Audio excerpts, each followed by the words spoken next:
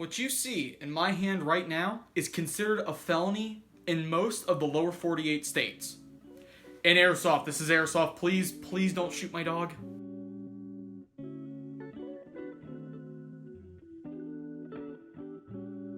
Hello everybody, my name is Callsign Horse, and today we are talking about the many different uses for small metal cans in Airsoft. Now, before we get into this, I have to put forward a little disclaimer. This is for Airsoft only. If you want an actual suppressor, you need to go get paperwork, you need to go get licenses, and you need to make sure your state doesn't just outright ban them. Unless, of course, you want an impromptu ATF hit squad to take out Fido. I care about you guys, I care about your dogs, I care about you guys being able to come back and watch more content. Please, please, please, please don't be an idiot.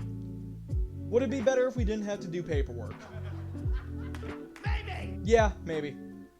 But until that is the case, please go through the correct avenues, don't get arrested, don't get your dog shot. Alright, disclaimer over. In Airsoft, I've kind of broken down suppressors into 4 different uses, and those uses are as follows: aesthetic, structural reinforcement, tracer unit concealment, and actual suppression. We'll go through all these in order. Let's start with aesthetic, the obvious one. Sometimes, guns just look really freaking cool with a can, i.e. Masadas, i.e.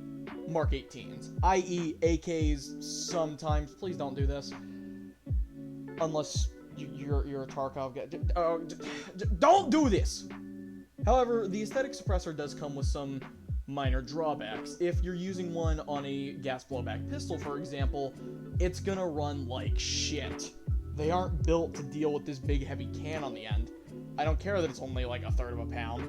It matters. These things are engineered to work with a specific amount of weight on the slide, on the barrel, and on the frame. If you change that weight, it doesn't work as well.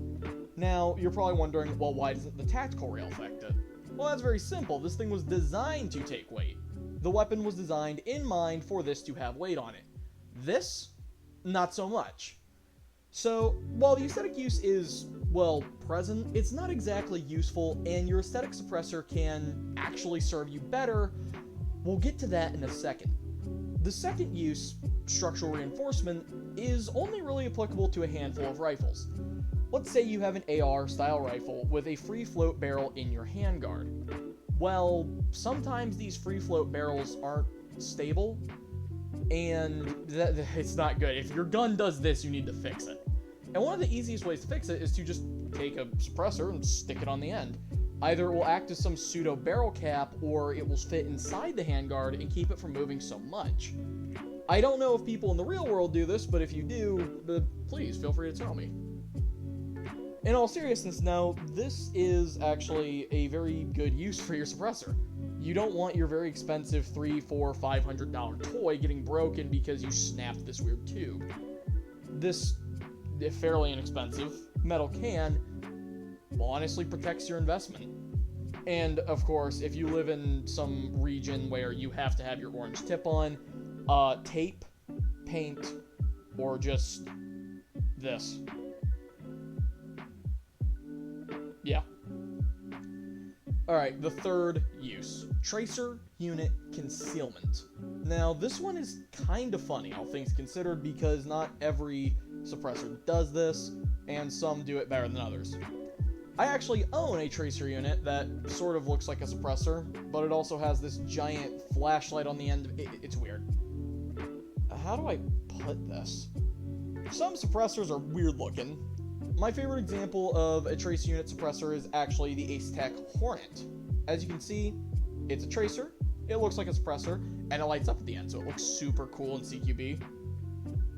This actually does have some practical uses, however. If you, say, use a GoPro or just play in low-light environments, it could be very useful to actually have a tracer unit on your weapon to see where your BBs are going. Don't lie, some of you die-mask guys, you don't aim. You just trace your BBs, which is fine, but don't lie to me. There's a reason there's no optic on your rail. Now, this is actually super useful if you run a GoPro and, say, have a YouTube channel, because you can see exactly where your beavers are going, And if someone is, say, not calling their hit, well, now you can see that they're not calling their hit. It's very clear that this BB is hitting this guy, and he's not calling it. In other cases, it might tell you that you aren't hitting this guy. In this example, you can see miss, miss, miss, miss. Yeah, not great. Aim better. I'm kidding, it's a sniper. Anyway, the last use is to actually suppress your gun. Now, I mentioned back in aesthetic that your gun could be doing this because, to be frank, most aesthetic suppressors are hollow on the inside, which means they can accept foam. Now, why would I do this?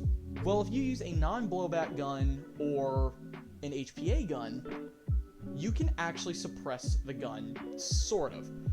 Now, do keep in mind, this is not the difference between a real-life firearm being suppressed and unsuppressed, because that has a lot of science and a lot of complex physics going into it to make an enormous difference while firing a weapon, and I do not have the time to get into that, but the basics is can goes on gun, loud bang at end of gun is silenced, but bullet still makes a lot of noise because it's going at the speed of sound. Subsonic bullet does not go at speed of sound.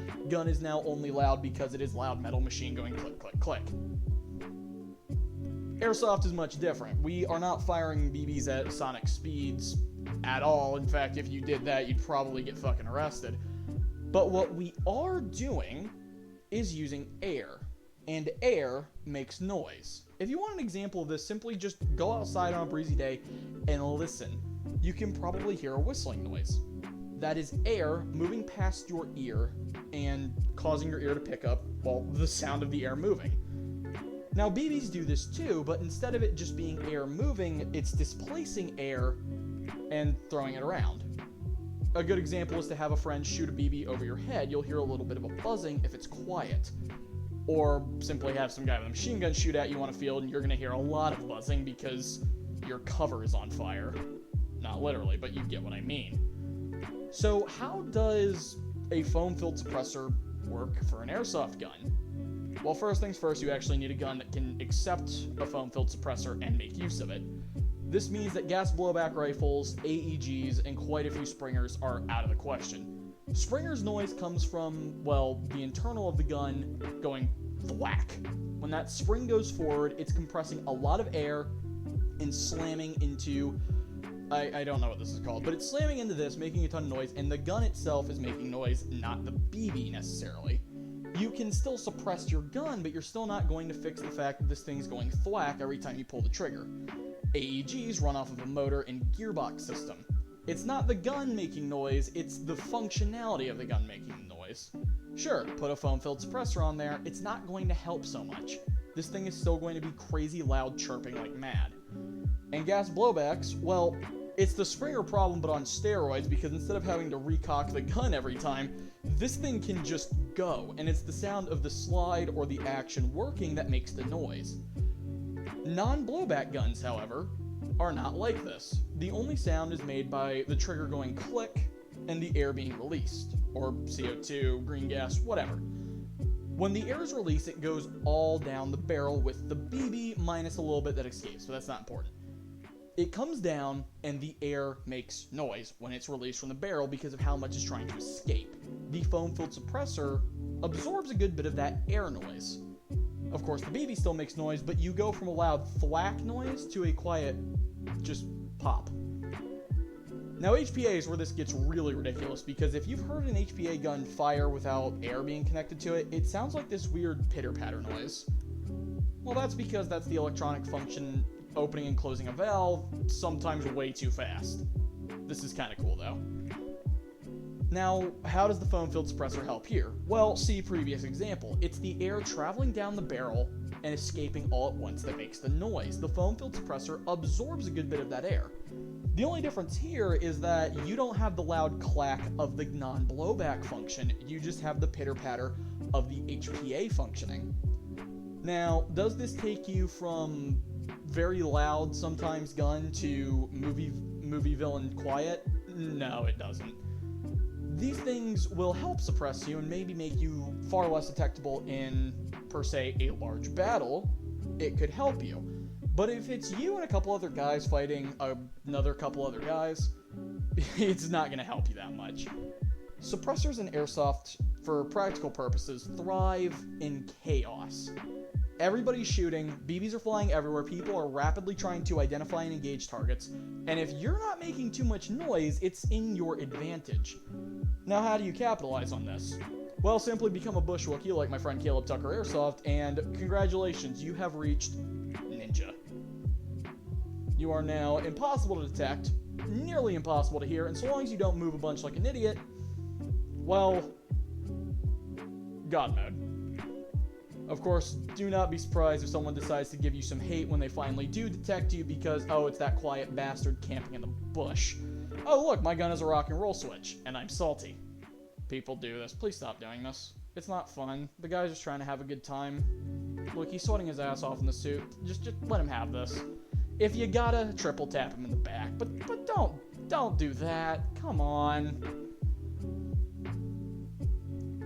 With that being said, I think we've gone over everything we need to. One last disclaimer. If you want to do this for a real gun, paperwork, license, dog stays alive. Okay? Okay. Thank you for watching the video. If you want to support the channel in any way, shape, or form, you can hit the like button, you can leave a comment, you can share the video, which helps a lot actually. But the most important thing you can do is hit the subscribe button and click the bell. I know, I'm doing that now too. I'm sorry. But seriously, it helps me produce that happy chemical when I see that number increase in size. I'm now Seth Zinch, this guy.